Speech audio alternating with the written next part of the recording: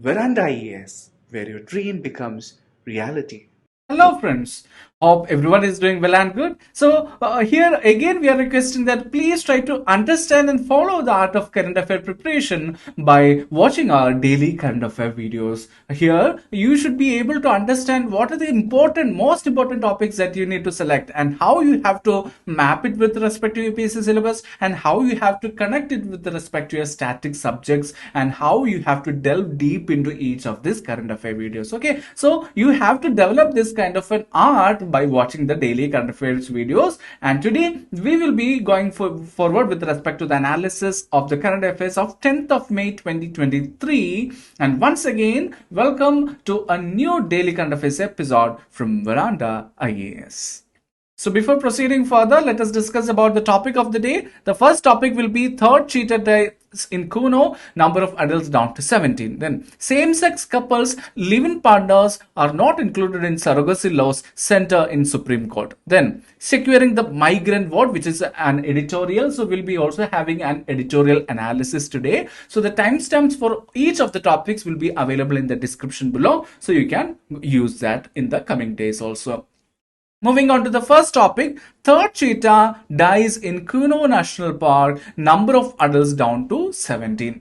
So here you should understand what the news is all about. So a third cheetah, Daksha, which is a female cheetah, it has died after it was injured by one of its number at the Kuno National Park in Madhya Pradesh. So what happened is that during the mating time, some kind of an injury has happened to this kind of a cheetah, that is Daksha, which is a female cheetah, and that injury was the main reason for the death of the third cheetah, which is the primary observation made by the NTCA regarding this issue. Not only that, in the recent current affairs, we can see that two other cheetahs like Sasha was died in February and Uday, another cheetah, was died in April also. So here you should understand that the population of cheetahs in India got extinct in the year of 1952. And after that, we can see that as a part of the translocation of cheetahs in India, 8 cheetahs were bought from Namibia and 12 cheetahs were bought from South Africa. And this started since September 2022. So total 20 animals have been translocated from the continent of Africa. So the third cheetah dies in the Kuno National Park, and Daksha's death brings the total number of adult cheetahs that is there in our country to about 17.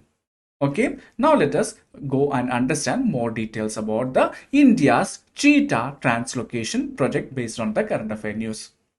So we can see that in the month of January 2022, NTCA has proposed in their 19th meeting an action plan for introduction of cheetah in India, which is released by the Ministry of Environment, Forest and Climate Change. Okay, so here you can see 8 cheetahs landed in India from Namibia from September 2022, and then they got relocated to the Kuno Palpur National Park in Madhya Pradesh. So while discussing about the Kuno National Park, definitely you should understand some more factual details about Kuno National Park. You can see that it was initially a wildlife sanctuary and it got a status of national park in the year 2018. In 2018, the Kuno National Park become a wildlife sanctuary, become a national park. Not only that, it is majorly a grassland kind of an area, and it is named after the Kuno River, which is one of the major important tributaries of the Chambal River, and it is there in Madhya Pradesh. Okay, yeah, don't forget such kind of factual information also. Then it is the world's first intercontinental large wild carnivore translocation project. Which one? The India's cheetah translocation project from Africa is the world's first intercontinental large wild carnivore translocation project also. So in the recent months, we have seen the different deaths which have happened for the cheetahs which was translocated. So let us try to understand what are the causes of the death. So based on the current affairs, like the latest news, the latest death of the cheetah has been caused because of the injury that happened because of the mating or during the mating. So what about the death of the previous month cheetah deaths? So we can see that one of the major important reasons is due to the predation or the attack by lions, leopards, hyenas and jackals.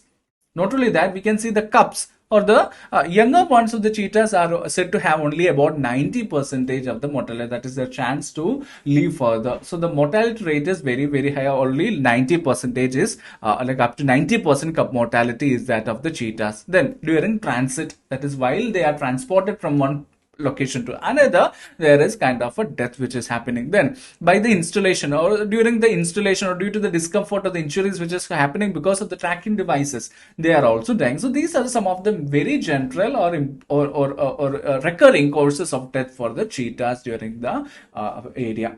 So what do you think are the way forward for this? So we can see that such kind of a cheetah relocation or translocation project is really, really good, because like a kind of a species of animal which already got extinct from India, we are trying to rebuild the same in our like a geographical terrain. So cheetah project should be there, but it should align with the India's traditional conservation ethos. That is a kind of a thing like that of a Vasudhaiva Kutumbakam. So that kind of a concept should be inculcated in the protection or while we are regulating the framework for the translocation and for the growth of these new cheetahs as a cheetah project. Then settling for the South African model of retaining a few pocket population in fenced-in reserves. So unless and until the cheetahs gain a particular number, what we can do, we can enclose the cheetahs in some very safe particular pocket populations as such, so that they will not get any kind of an attack from any outside animals also. So keeping cheetahs in this leopard proof enclosures, it might not be like a sustainable solutions. So like suppose if we are engaging or we are releasing the cheetahs in the open national park, we cannot keep themselves what to say, we cannot keep themselves in a leopard proof or any kind of an attack proof kind of an enclosure. So it is not a kind of a sustainable solution in a long term.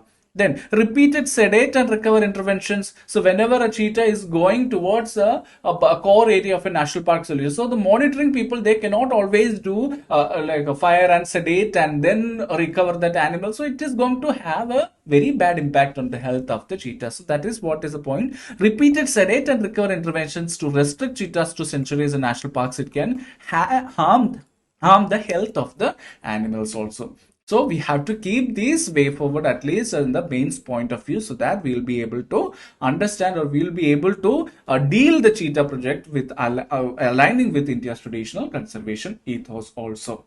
Okay, yes, shall we proceed further? Moving on to the next topic, same-sex couples, live-in partners, they are not included in surrogacy law center in the Supreme Court. So, the central government representative informed the Supreme Court that the live-in partners and the same-sex couples, they can't be allowed to avail any services under the surrogacy laws. So, we'll be discussing in the next slide what is the surrogacy laws and what are the different types and classifications under that. So, what the center is saying that the single parent needs a donor for oocytes and sperm from a third party. So if it is like there is no male and female, only there is a single parent or a single gender parent as such. So he the government is saying that there will be a requirement of oocytes or a sperm from the third party. What is oocytes? Oocytes means a cell in an ovary is called a oocytes, or the sperm is a male reproductive specimen. So we can see that such kind of a requirement will be there from a third party if it is a single parent, and it may lead to legal complications and even custody issues in the future. So that is what they are seeing in the future. So live-in partners are not bound by law, and safety of the child born through surrogacy will be also questionable. So that is also another point which they are saying regarding the same. So the government is also saying that the live-in partners are not bound by law, and safety of the child born through such kind of a surrogacy will be questionable, because as we all know, live-in kind of a relationship is not having any kind of legal backing. So any kind of a child that is born out of it will be facing a lot of legal issues in the future. So in a futuristic perspective, or a kind of a problems that might occur in the future is what they are actually talking about. Okay, so this is what have informed the Supreme Court regarding the same-sex couples and live-in partners to be included in the surrogacy laws. Moving on to the next slide, we shall understand what is surrogacy. Surrogacy is a practice wherein one woman bears and gave birth to a child with the intention to thereafter hand it over to the intending couple. So I think it is very clear from the definition itself. But here, the important point, the crux is that commercial surrogacy is not allowed in India. So out of some kind of a humanitarian concern, if someone is having some infertility issue, if any couple is having some infertility issue, anyone can volunteer and say that I am ready for surrogacy, and they can bear the child for that particular period of month, and they can give the child to the those particular couples. But anything that is based on commercial surrogacy, that is not allowed in India. That is what the law says. So the surrogacy laws are being passed in the parliament in 2021, and we can see that two laws have been passed. One thing is that the Surrogacy Regulation Act. So this governs the practice and process of surrogacy in India. So all the kind of practices and process of surrogacy is being maintained by the Surrogacy Regulation Act in India. Then the Assisted Reproductive Technology Regulation Act. So it was enacted for regulation and supervision of the assisted reproductive technological technologies in the clinics and the banks. For example, what are the kind of technological advances which we can make with respect to the reproduction? So such kind of services can be made available to a woman that is between the age of 21 to 50 years, and for a man who is between the age of 21 to 55 years. So this is a kind of a specification or regulation being put forward by the Assisted Reproductive Technology Regulation Act. And also it also gives procedures which include gamete donation, intrauterine insemination, and also in vitro fertilization or IVF. So here you should clearly able to understand what is the difference between gamete donation, intrauterine insemination, and also IVF or in vitro fertilization. So gamete donation means that giving sperm or eggs or both sperm and eggs or embryos to another person or couple so that they may have a child. So such kind of a donation is called as gamete donation. So a male can give sperm, so he is doing a gamete donation. A female can give us an egg as a donation, so that is also a gamete donation. So a couple can give both of like a sperm as well as an egg to another like a female for surrogacy, so that is clearly called as a gamete donation. Similarly, we have intrauterine insemination. What is that? Intrauterine insemination means it is a direct placement of sperms in the uterus at the time of ovary release. So the sperm will be clearly washed and it will be artificially placed inside the uterus of the lady who is ready to take up the surrogacy at the time of ovary or at the egg release from the ovum. Then in vitro fertilization or the IVF. In vitro, as the name indicates, in vitro means outside the body. That is joining of the woman's egg as well as a man's sperm that is happening in a lab setup or in a lab dish. We can call it as an in vitro fertilization. So these are the differences between the same, and these kind of regulations and the processes, everything is being governed by the two laws. Now let us understand about the challenges associated.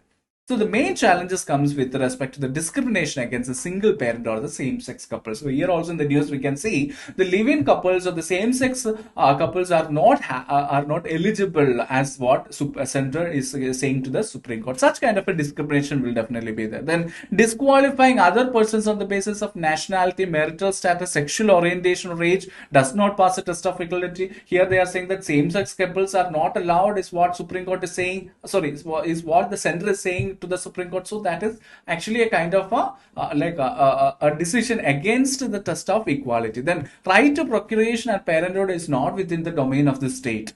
That is also a very important point. Infertility cannot be compulsory to undertake surrogacy. So if any couple want to do a surrogacy, it is mandated that they have to provide a kind of a thing called as infertility, such that is they are not able to produce a child with themselves. So such kind of a certificate production and all, it is a violation of the right to privacy which is being given after the Puttaswamy versus Union of India case and is being inculcated in the Article 21, that is the right to life. So such kind of an infertility a certificate or anything as a declaration as such, it is against the right to privacy of one particular couple of India. So India as a surrogacy hub, that is another challenge. So we can see that people from all over the world is coming to India because of the state of the art technology that India is having, and also the competitive prices that is there to treat the infertility on India also. So these are the challenges that is there in India with respect to the surrogacy. So we have to have certain kind of regulations, certain systematic laws in order to address these challenges and to provide equality with right to privacy and thus adhere to the constitutional ethos and values.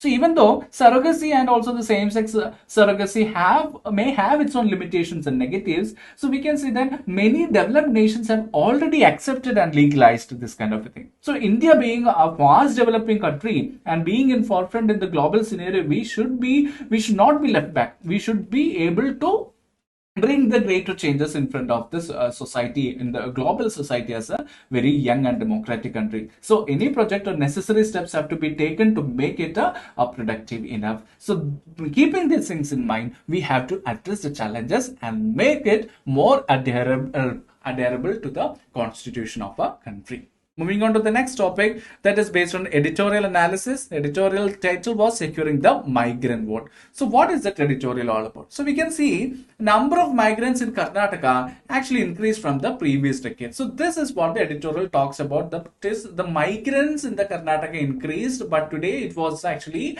the poll day of Karnataka state. And also we can see about 42.12% of the Greater Bangalore's population originates from outside the district of the state.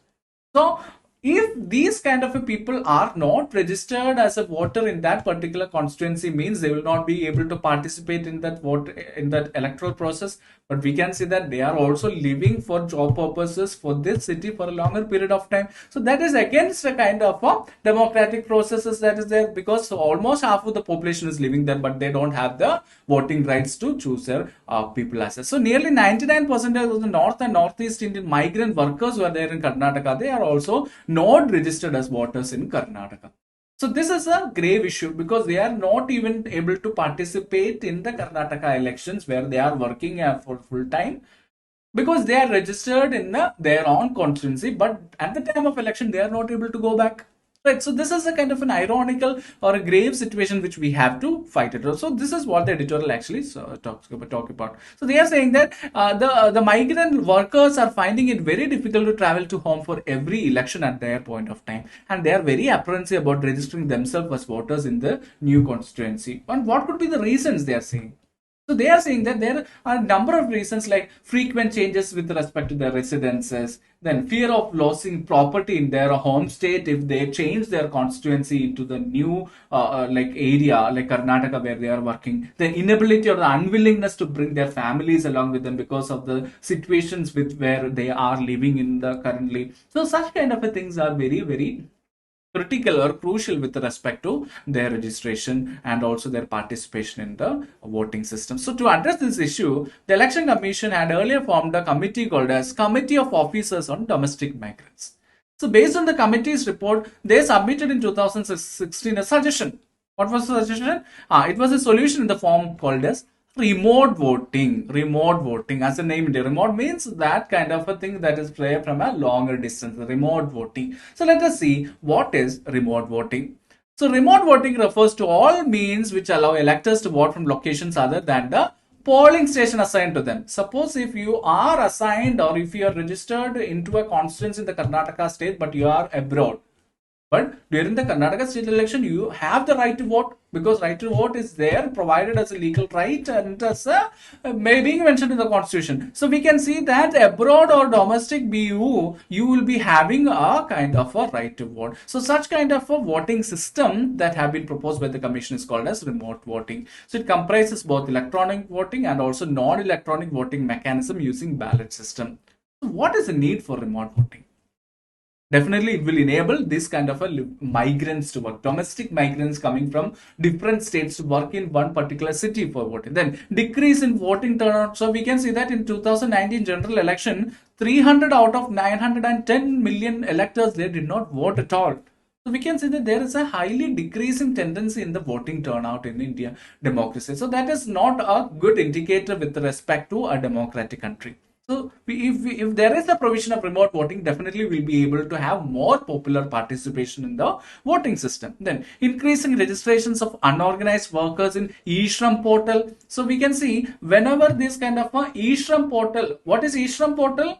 E-Shram portal Yes, many have said it right. The Eastern portal is used for enrollment, registration, collection, and identification of the required data of all the unorganized workers in one particular state. So this is actually being released by Ministry of Labor and Employment. Okay, this is a site or a portal in which all the kind of unorganized workers can enroll themselves. So we'll be having a clear identity or enumeration on how many people will be there. So such kind of things also need to have, or portals can be integrated in order to provide remote voting. And also people, if the remote voting is being integrated with the Eastern portal, then definitely the people who are going to register themselves in Eastern portal will be also very, very high. Then guaranteeing fundamental right to access the vote. So here also we can see that right to access to vote is their kind of a fundamental right, and definitely they will be, or we will be able to provide to all the kind of citizens who are Indian, who are staying in different domestic states or in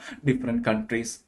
But definitely it will be having a lot of issues. What are the issues with remote voting? Let us see one by one. One is security and integration. So there are higher chances of hacking, fraud, and other forms of manipulation to be happening there. Accessibility of remote voting, that is, there should be some internet access, and also if it is a non-electronic voting, ballot system should be there in remote areas. So such kind of things are also another issue. Veracity and verification, that is, efficient voter verification system is a must. Then what? Internet connection and malware security. So the voter, if we are having some kind of a thing enabled in their mobile phones, so their security, or what is the security of the channel in which we are using? So is there any kind of a way where cyber attack can happen? So any kind of a manipulation could happen. So these all are the issues with respect to remote voting. So what are the way forward? Definitely we have to address the situation. We understood what is the severity of the situation. So what is the way forward? We should have election integrity. That is, we should have a proven integrity with no manipulation. But election commission is regularly facing kind of allegations with respect to electronic voting machines and etc. So we can see that the integrity of the election commission must be proved very well. Then confidence and acceptability of the stakeholders, that is, the confidence and of the people must be there. People should also admit to participate in this kind of a remote voting. So for that, what should be there? There should be proper awareness created. Auditing and transparency, that is, apart from the kind of a government officers, we should have independent auditors with non-biased kind of an history, and also with transparency measures. So people should be able to clearly understand this mechanism is transparent. At the same time, it has a unbiased channel with the secure technology, that is, technological inclusion like that of encryption, multi-factor authentication, regular security audits, everything can be done in order to build their integrity, acceptability, and also confidence among the minds of the people. So not only that, with respect to remote voting, there should be proper statute, a legal framework should be also created along with the voter education. That is, all the voters of the country who are working in different states, who are working in different constituencies, who are even working abroad in different nations, should be given that kind of an awareness through proper embassies, through proper channels, in order to participate in the election process also. Thus we'll be able to increase our voter turnout and make our democracy much more beautiful and efficient. Let us move on to the question of the day. Consider the following. It is also a previous year question based on the year which is asked in 2012. Okay. Friends, it is a previous year question. Consider the following. One is black neck crane, cheetah, flying squirrel, snow leopard. Which of the above are naturally found in India? So we have already said that cheetah have got extinct from India at a point of time, and also all the other animals can be seen in India. So we can see that 1, 3, and 4 is it's a answer we can say as such, because cheetah have been not naturally found. We have made a kind of a artificial transit or translocation of cheetahs which was happened in India. So not only that, this question was asked in 2012 in previous question. So we just wanted to show to you that such kind of questions based on environment will be asked in the prelims. So this is a kind of a model or a trend which UPSC is following over different years also. So I hope everyone understood the topics, and if you have any kind of suggestions and feedbacks, please do mention in the comments also. If you have any doubts with respect to anything or any modifications to be made in our daily current affairs analysis, we'll be happy to apply for that. Okay. Yes. So unless and until we meet next time, this is Prince J signing off. Thank you so much and all the best.